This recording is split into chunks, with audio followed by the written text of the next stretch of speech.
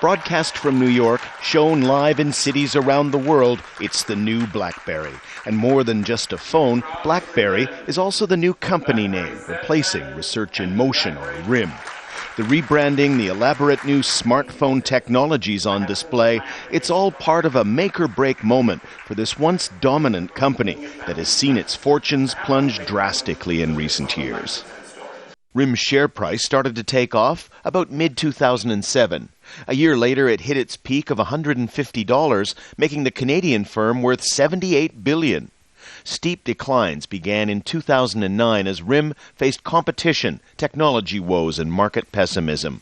Anticipating BlackBerry 10, shares recently shot up, but there's still a long way to go if the company is to recover.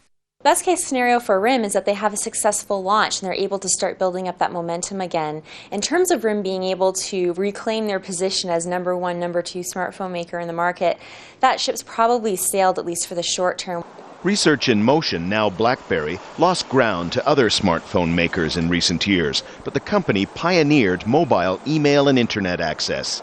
Businesses and governments alike relied on what were jokingly called crackberries, a reference to how some people seemed addicted to their mobile device. It's no exaggeration to say that BlackBerry once owned the cell phone market in North America and much of the rest of the world, but consumers now have a bewildering array of choices of smartphones, from the iPhone to Samsung to others, and the new BlackBerry 10 operating system and its new phone has to compete with that.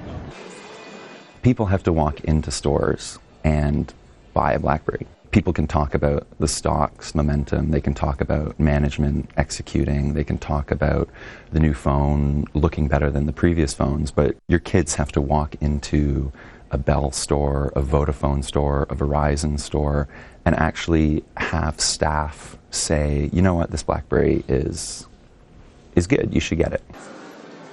Of course, the experts will have their say. Is the BlackBerry 10 fun, fast, able to multitask and hold its own against other phones? All that will emerge. But the fate of this much diminished icon of Canadian mobile technology is now in the hands of consumers around the world. Daniel Lack, Jazeera, Toronto.